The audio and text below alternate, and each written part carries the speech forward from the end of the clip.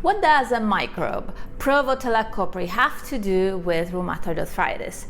Let's find out. Hi, welcome back to my channel. If you are new here, my name is Sylvia and I'm a big city mom. I live, work and raise my family in New York City, and whenever I have some free time, I blog and vlog about health through diet, lifestyle and nutrition. A few years ago, I was diagnosed with rheumatoid arthritis and I didn't want to take the conventional path of treatment. Instead, I wanted to find my own answers, and a few months ago, I did just that. Through diet, lifestyle and nutrition, I was able to reverse this nasty condition. So if you're on this journey yourself, you should definitely subscribe, hit that notification bell, and I'll get started with today's video. If you watched my other videos, you'll know that things started turning a corner when I started looking at autoimmunity as a disease of the leaky gut, not my immune system and not my joints. So I found a clinic in Hungary, Paleomedicina. They take the same position where all autoimmunity originates from the leaky gut, and they give you a test for it. It's called PEG 400, and I did that test and the results were really bad. I had really high gut permeability. Not surprising, because my rheumatoid arthritis was pretty bad as well.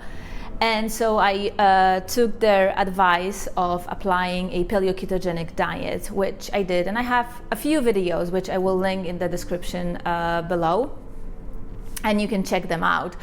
But the story doesn't end there. So let's talk about now gut microbiome.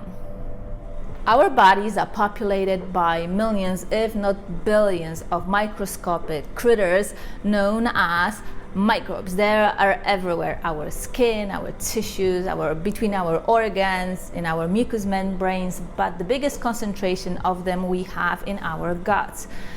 Now, they're neither good nor bad. They live in a symbiotic relationship with us. They do what they need to be doing, and when we get them out of balance, then this is when they cause problems. Now, how do we get them out of balance?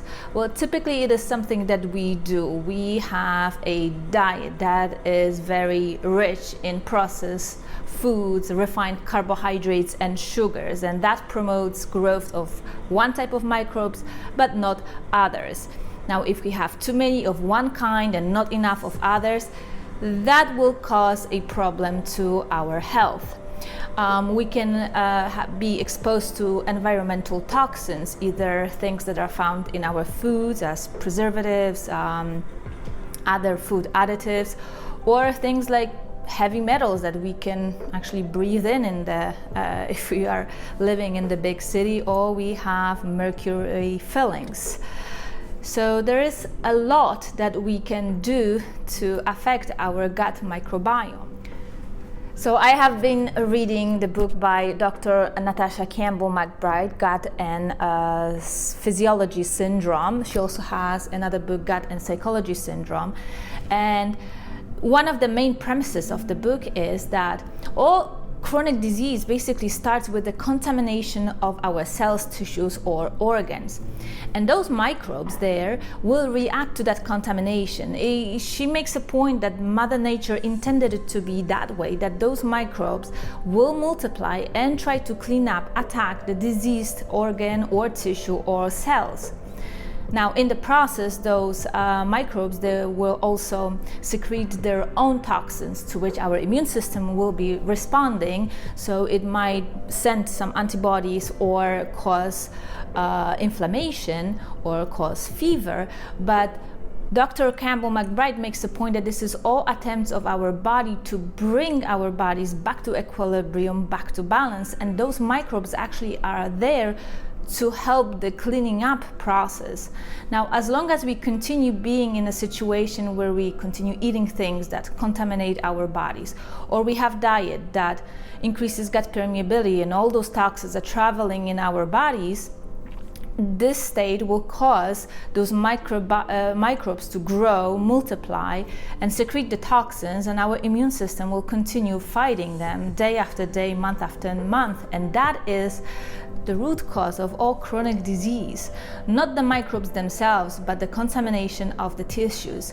And Dr. Campbell-McBride makes the point that if our tissues are healthy, then those microbes cannot and will not attack healthy tissues. And I am so blown away by it because it just flips everything I understood about bacteria and viruses upside down.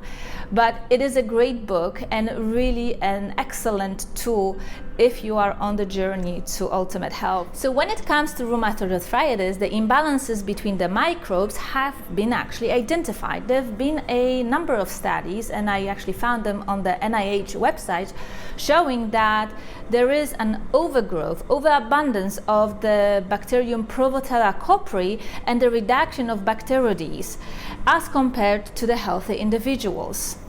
All right, so let's put this all together. So by eating a bad diet, being exposed to environmental toxins, or dealing with trauma or prolonged stress, we can inflict many unfortunate changes into our guts, namely causing leaky gut and the overgrowth of wrong microbes. And so when we have a leaky gut condition, this allows undigested proteins, toxins, bacteria to get into the bloodstream and travel places. Like particularly those toxins and bacteria have an affinity for collagenous tissues. And that is what I feel when I'm putting up with rheumatoid arthritis, because that's what hurts. My joint hurt everywhere. And so the microbes will overgrow to clean up the contaminated tissue. That will also alert the immune system, trying to wipe out the toxins, and it will launch inflammation, and that's what pain of rheumatoid arthritis really is.